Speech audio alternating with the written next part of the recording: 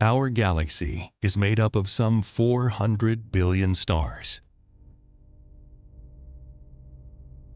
and at least 100 billion planets.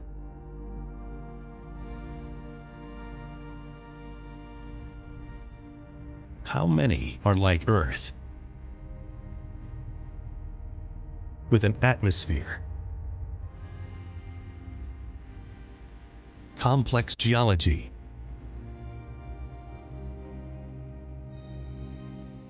flowing water, and abundant life?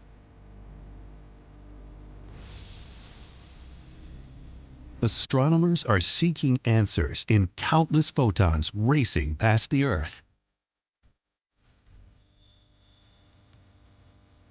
and in whole new theories about how planets form and evolve.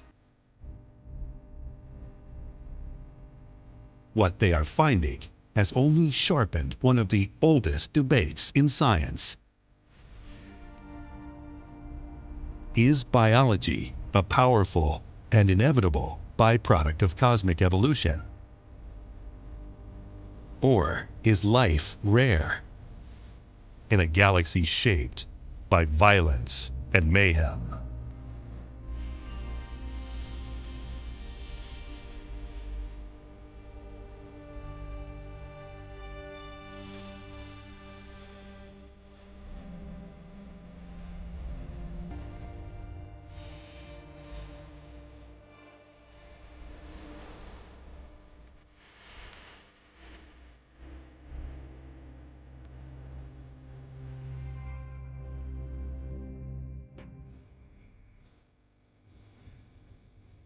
For millennia, we have locked our gaze on the heavens,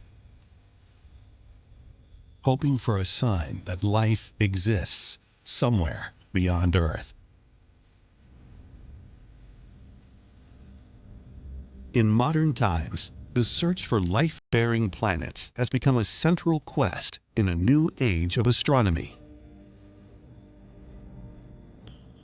Giant observatories, equipped with a new generation of precision instruments, now allow us to detect planets in solar systems across the galaxy. And there's a whole new way of seeing that has vastly expanded the search. Earth in the 21st century. Computers increasingly shape the way we communicate, learn, travel, grow food, buy and sell, make things. The amount of processing power we can put on a computer chip doubles every 2 years. This trend, called Moore's Law, has turbocharged the pace of scientific discovery.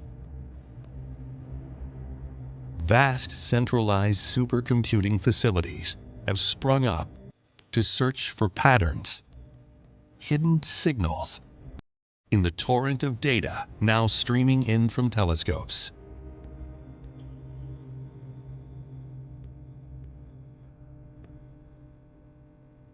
Astronomers, once consumed with taking photographs and making measurements in cold observatories across countless lonely nights,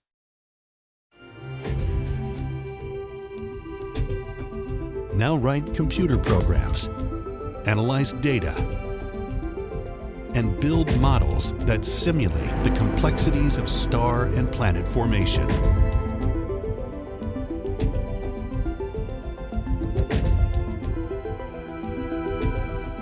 Far from settling the question, are we alone? Their discoveries have reignited one of the oldest disputes in science.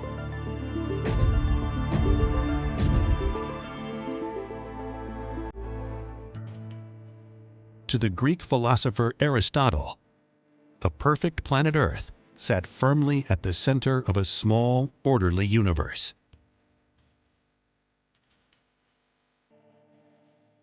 the universe beyond was utterly unpopulated, at least by any creatures other than gods. Not everyone agreed. Epicurus of Samos and his followers imagined an infinity of inhabited worlds among the stars.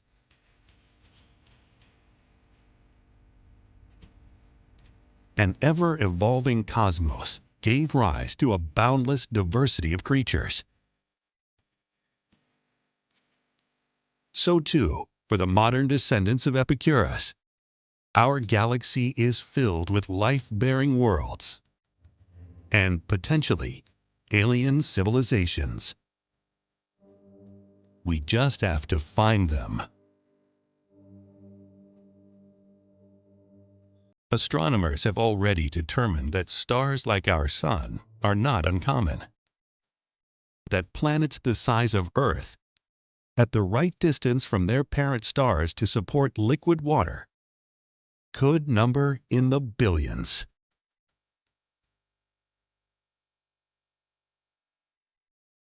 Yet, a very different view has also taken hold, reminiscent of Aristotle.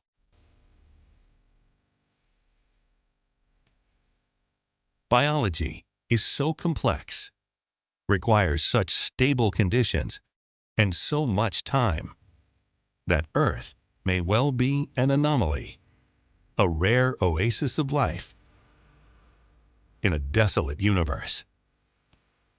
Who is right?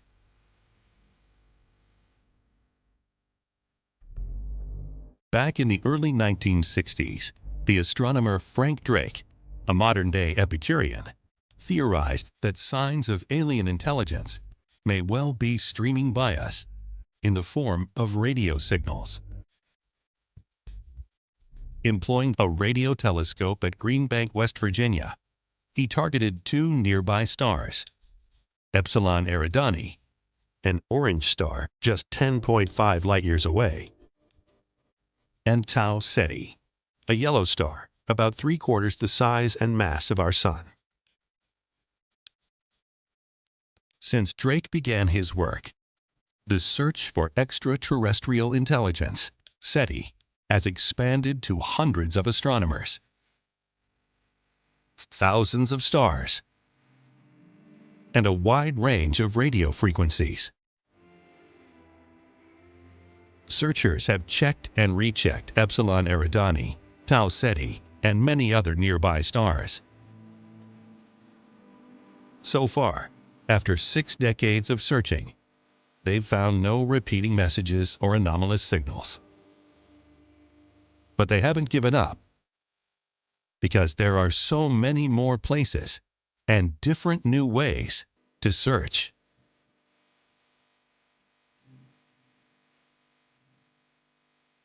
Even as Drake looked for signals, other observers began looking for signs of planets themselves. The Dutch-American astronomer Piet van de Kamp sought evidence in the light of stars. After comparing photographic plates taken over 3 decades, he found that several nearby stars seemed to wobble, as if tugged upon by unseen massive companions.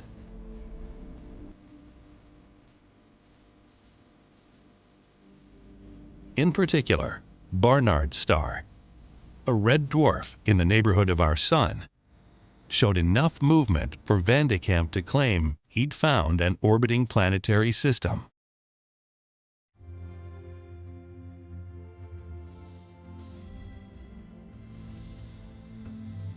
He spotted other nearby wobblers, Lalande 2185, 61 Cygni, and Epsilon Eridani, the third closest visible star to us. Van de Kamp's findings did not stand up to scrutiny. An error in the telescope itself doomed his results to wide rejection. But his gut feeling that the stars in the Milky Way host an abundance of planets took hold.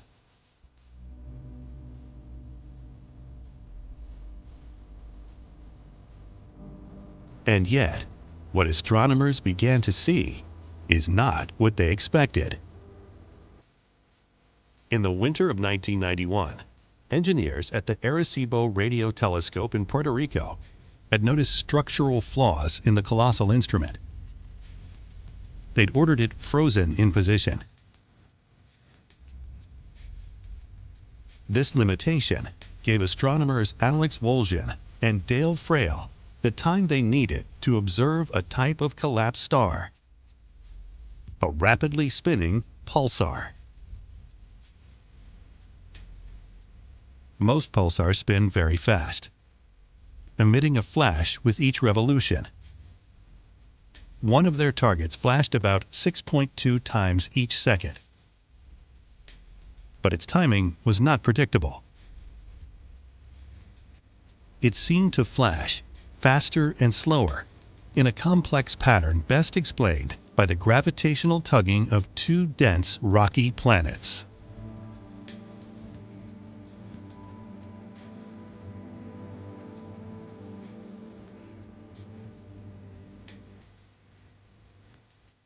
A third, much smaller world would later reveal itself.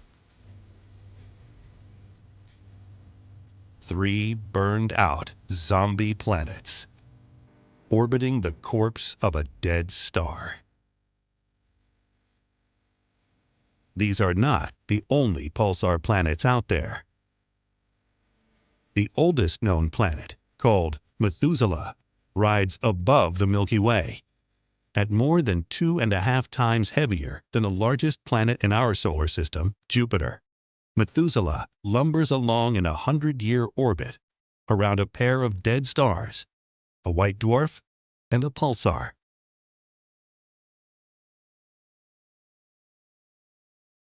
These discoveries became part of a wider challenge to theories about how solar systems form and evolve, and how planets like Earth come to be.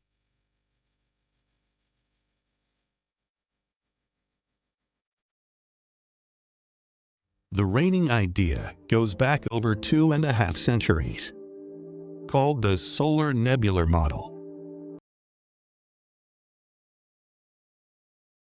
This universal model is set in motion by the explosion of a giant star.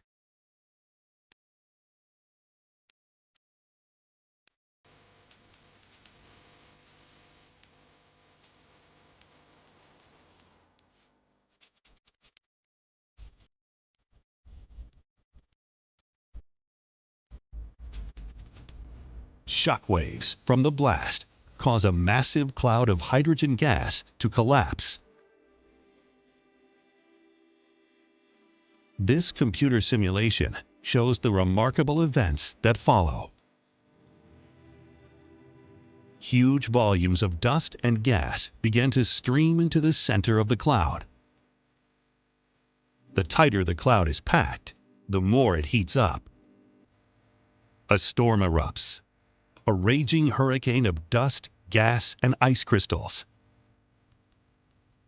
In its eye, as temperatures rise, a star ignites. As matter flows toward it, the central region becomes a vast rotating disk. This disk is shaped by fierce hot winds from the newborn star, which push lighter gases to the outer zones, while leaving dust and rocks to dominate the inner zone.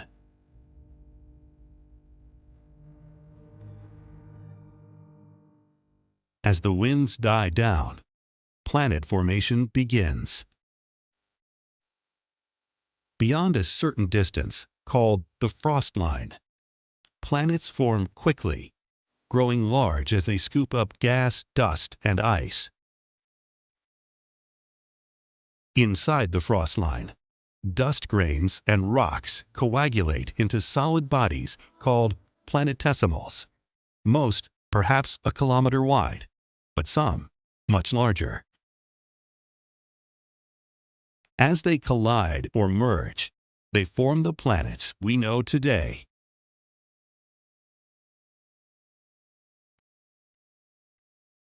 In time, 8 emerge.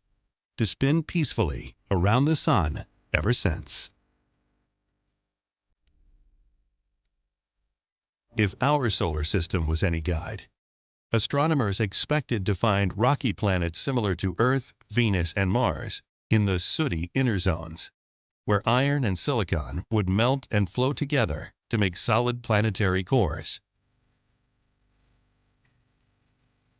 Cool gas worlds, like Jupiter and Saturn, would orbit farther out in the frosty zone, where ammonia, methane, and water condense into small planets that grow large by gravitationally sweeping up lighter elements.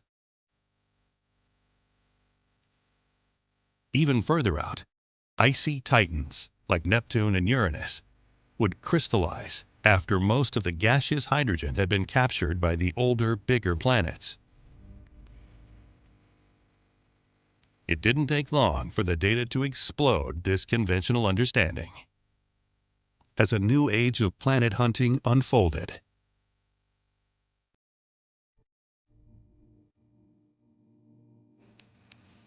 looking into the southern constellation of Pictor, astronomers examined an infant star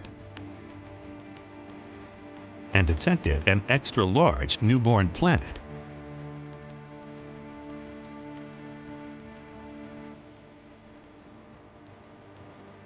The star, Beta Pictoris, is twice the size of our Sun, 50% hotter, and almost 9 times more luminous.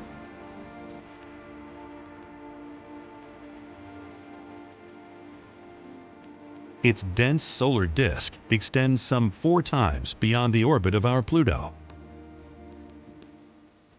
Passing stars have been tugging on the disk, producing waves of turbulence. The planet, in an orbit twice Jupiter's distance from the Sun, is adding to the chaos. A NASA simulation shows a top view. The planet's gravity is hurling a stream of debris on a spiral path toward the star. A side view shows pressure waves created by its slightly tilted orbit. These waves ramp up collisions between icy and rocky bodies all through the disk.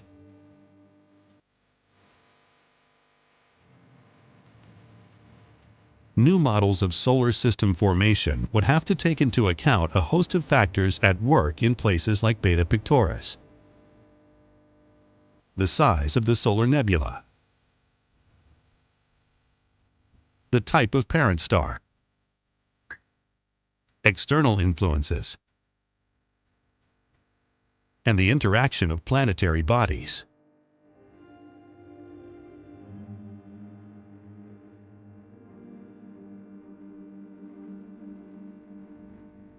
Astronomers saw this dynamism at work as their planet discoveries piled up.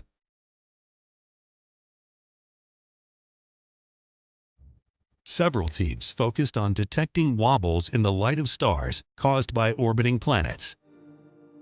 As the star moves toward us, then away, it will change color, shifting from blue to red and back to blue.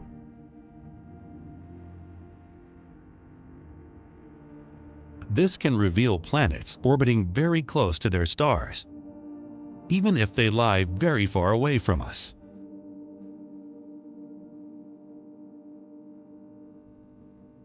In October 1995, Swiss astronomers Michel Mayor and Didier Queloz used this radial velocity method to examine the star 51 Pegasi, 50 light-years from Earth. 51 Pegasi is like our Sun, but 23% wider and 11% more massive. Wobbling motions in this star's light implied the presence of a giant planet, 47% less massive than Jupiter, but 1.5 times its size. Domitium, as the planet is now called, defied all expectations. It sits in an orbit that is 8 times closer to its star than Mercury is to our Sun. This close-orbiting gas giant is hotter than Jupiter by at least 1,500 degrees Celsius. How did it get into such a perilous position? The planet at 51 Pegasi was only one in a string of oddball worlds found patrolling their inner solar systems. Large rocky planets lined with deep oceans. Small gas planets. Worlds covered in ice. Or lined with flowing lava.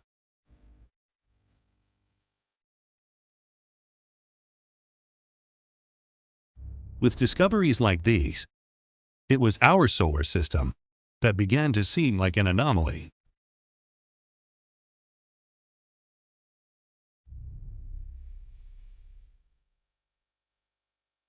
To understand the full range of planet types and how they formed within larger planetary systems, astronomers needed to target entire populations of stars and to discern details on a finer scale. In 2009, astronomers developed a new planet hunting strategy, combining spacecraft, telescopes, and supercomputers. Would it show just how unique Earth is? Or would it tip the scales toward the Epicurean model, a galaxy filled with inhabited worlds? Astronomers pointed the remarkable Kepler telescope at a group of about 500,000 stars, up to 3,000 light-years away. Their aim: to detect the slight dimming of a star when a planet sails across its face.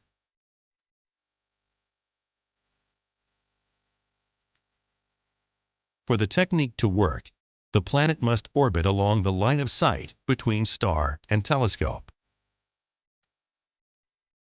Using this transit technique, Kepler astronomers, with the help of citizen scientists across the World Wide Web, spotted nearly 2,700 new planets.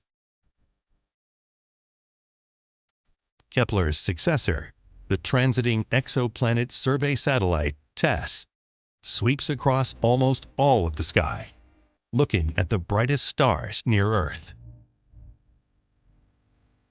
But the types of planets TESS is revealing swings the pendulum back toward Aristotle.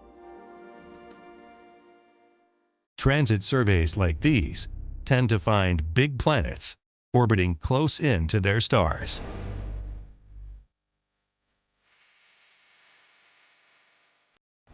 These missions, working in concert with the Hubble Space Telescope and ground-based observatories, have turned up still more hot Jupiters similar to 51 Pegasi. Some, facing powerful solar winds, are rapidly losing their atmospheres. Based on the Kepler data, scientists estimate Jupiter-sized planets and larger make up just under a fifth of all planets. The most prevalent type, at just over 50% of all known planets, is Neptune-sized, with rock or ice cores surrounded by atmospheres of water, ammonia, and methane gas. Some theories suggest that deep inside, boulder-sized carbon diamonds rain downward toward their rocky cores. The ones detected so far sit close to their suns.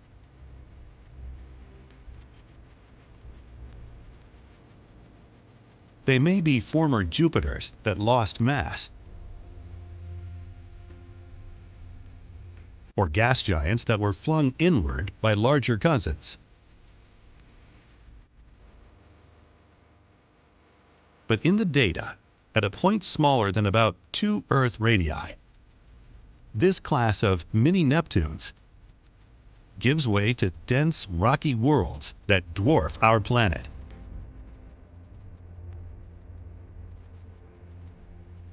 These super-Earths make up 18% of exoplanets discovered so far. Among them, Kepler 22b is a super-Earth revolving in the habitable zone of its star.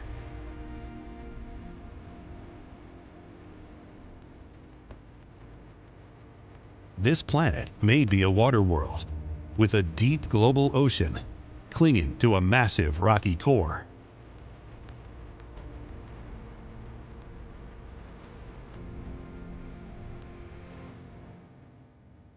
Orbiting close to the star 55 Cancri is a rocky planet almost 8 times more massive than Earth. Its surface is a scorching 2,000 degrees Celsius.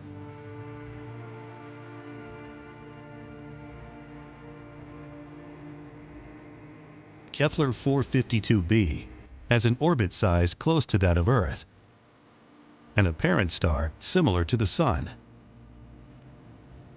But the planet is some 5 times larger than Earth, so it's likely a cloudy world more like Venus. Then there are the Earth-sized planets, about 11% of the total. Earth-sized does not make them life-bearing. Consider these planets discovered by the TESS satellite. HD 21749, 53 light-years from Earth, is an orange K-type star 70% the size of our Sun. Its planet C maintains such a close orbit that its year is only 8 Earth days long. Its surface is rocky, likely hovering around 400 degrees Celsius. Neighboring planet B is a hot mini-Neptune, 23 times the mass of Earth. Within a deep layer of clouds, temperatures average around 150 degrees Celsius.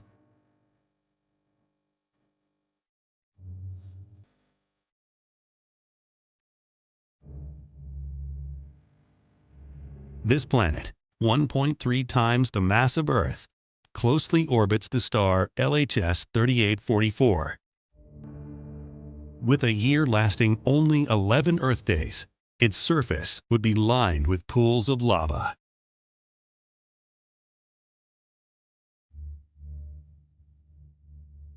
Finally, the Sun-like star Pi Mensa hosts a planet twice the size of Earth. Its surface temperature is over 900 degrees Celsius. Still, as observational and computational techniques advance, there are glimmers of hope for finding Earth-like planets. Red dwarfs are the galaxy's most plentiful star type. They are hard to see, lightweight, cool, and much fainter than the Sun. Their planets orbit close in, their years rushing by in just a few days. Among them, Proxima Centauri, the closest star to our Sun. With barely 12% of the Sun's mass, it's only 2% as bright.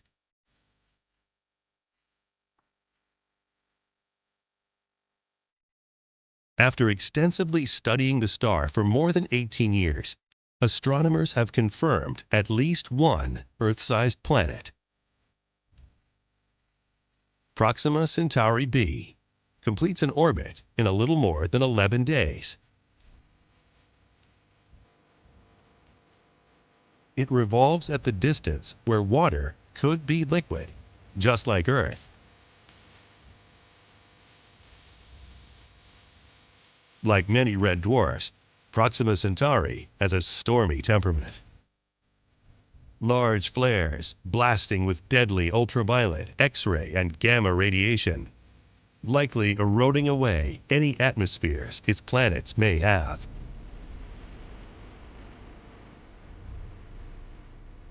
Meet Proxima Centauri b,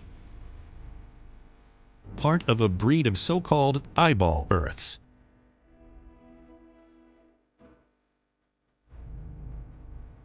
These planets orbit so close to their parent stars that they become gravitationally locked,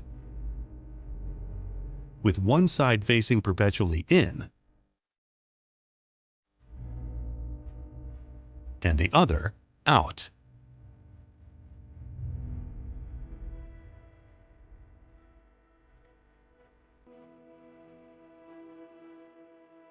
One side is always arid and scorched by solar flares.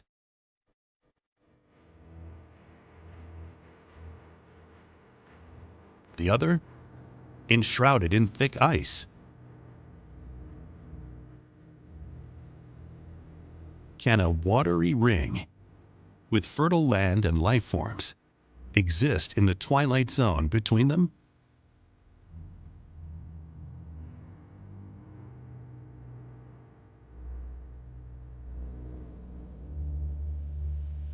Here is another candidate. TRAPPIST-1 is an ultra-cool dwarf star that hosts at least 7 planets, all bunched into close orbits. All are made of rock, but with densities that suggest an abundance of water. At just 11% the diameter of our Sun, this star puts out just 5/100ths the Sun's light. Fortunately, there is another source of heat. Like tussling siblings, the planets jostle one another's orbits. Tidal friction causes them to heat up from within.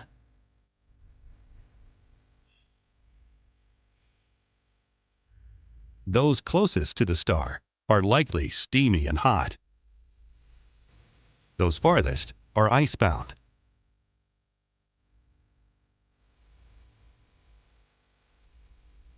The fourth planet out, slightly smaller than Earth, has the potential for liquid water.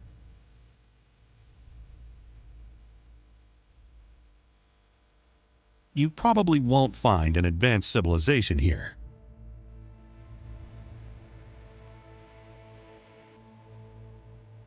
In time, astronomers using space telescopes or ground-based instruments will widen their discoveries to include more planets farther from their stars. What they have found to date has already transformed theories of how our solar system formed, while dramatically altering the odds that we will find other life-bearing planets. Soon after our star ignites in this new view, Jupiter forms in the icy gas-rich region beyond the frost line. It quickly cuts off the flow of matter to the inner solar system, slowing the formation of rocky worlds. Scientists have used supercomputers to project Jupiter's path amid countless small objects that fill the early solar system. The rings show the orbits of myriad would-be planets. Flashes mark collisions between them. The blue ring tracks the orbit of Jupiter. As it grows, Jupiter increasingly responds to the gravitational pull of the growing Sun, as well as the pushing and pulling forces from Saturn. Its orbit begins to shrink. Named for the turn a sailboat takes into the wind, scientists call Jupiter's inward move the grand tack.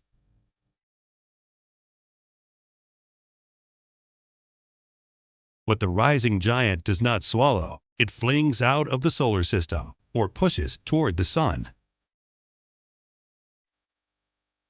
Chaos reigns as once smooth orbits turn into a disordered swarm. The simulation shows Jupiter reaching the orbit of present-day Mars. At this time, Saturn begins to pull it back out. Jupiter's grand tack would have dramatically reduced the mass of the inner solar system, If a super-Earth had formed, it was likely obliterated or driven into the Sun. From then on, the planets that formed or survived were bound to be relatively small.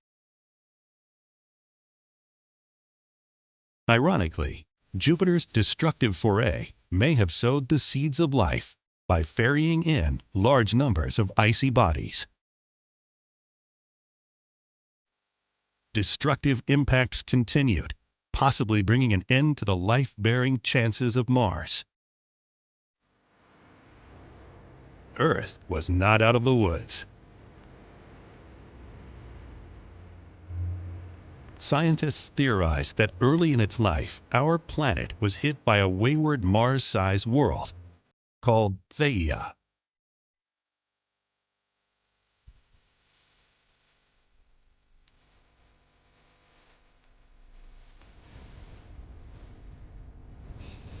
Instead of destroying the young Earth, the angle of impact created a splash of debris that would coalesce into the Moon.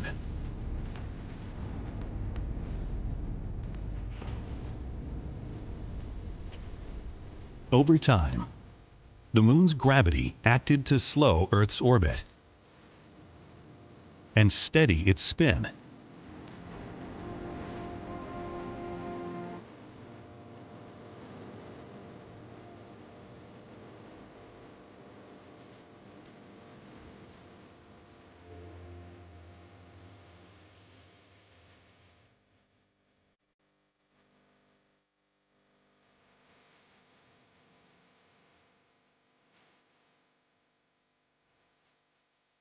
Tidal effects from the Moon's gravity churned the seas, helping to create conditions for life to emerge.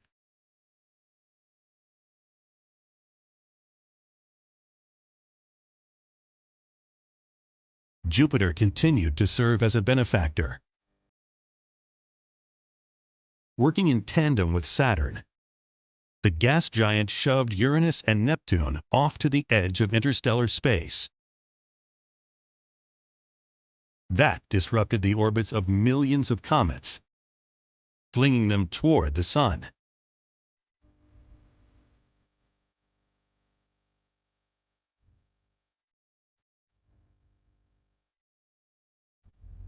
These icy projectiles are thought to have delivered massive amounts of water to our fledgling world.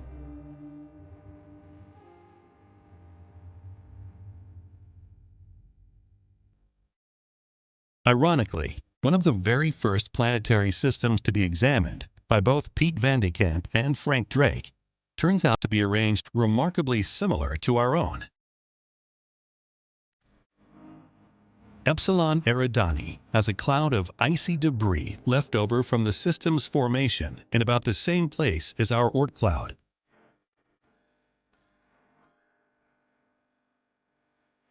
A second disk of rocky bodies, equivalent to our Kuiper belt. And a gas giant planet at the outer edge of a ring of asteroids, like our Jupiter guarding our main belt. Astronomers don't yet know, but there could be a world like ours.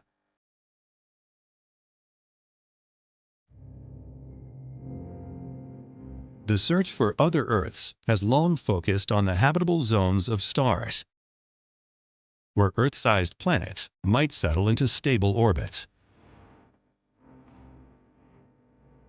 There, they'd have time to develop atmospheres, ocean currents, volcanism, and other factors that helped spawn life here. But the tangled history of our solar system shows that making a life-bearing planet is a matter of rare circumstance and considerable luck. Accordingly, some astronomers are seeking to redefine the search, focusing instead on finding the specific conditions that could support life. The most habitable planets, they say, may not be exactly like Earth. In a class all its own, a super-habitable planet could be about 1.5 times the size of Earth. It orbits an orange-colored K-dwarf star, cooler and longer-lived than the Sun. Set in the habitable zone of its star, the planet is lined with abundant water. A molten interior spins off a robust magnetic field. Together with a thick atmosphere, it deflects cosmic rays and solar radiation that pose a danger to life forms. Geological activity produces a patchwork of dry landforms, kept low by erosion. With stable conditions over long periods of time, the chances are good that chemistry and energy can come together to spawn life and generate a habitable climate. From the thousands of extrasolar planets discovered so far, scientists have distilled a list of 24 super-habitable planets with these general characteristics.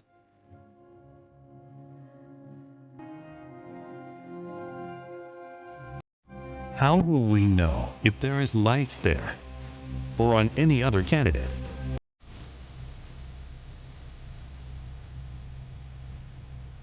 Future space telescopes will be equipped with instruments to search for oxygen, methane, and other markers of biology as starlight filters through their atmospheres.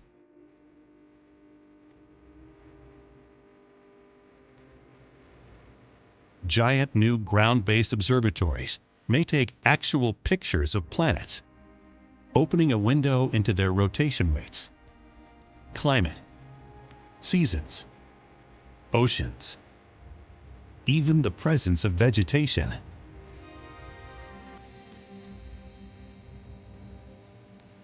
In the absence of evidence like this, a skeptical follower of Aristotle may conclude that our planet remains wholly unique.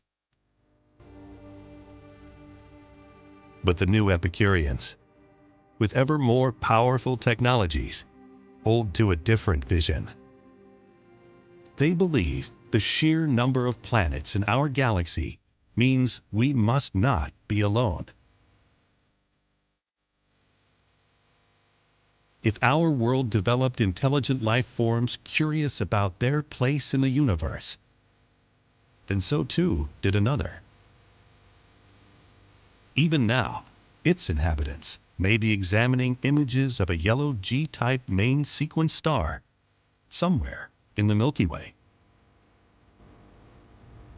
They see a tiny pale blue dot tucked into a remarkably circular orbit.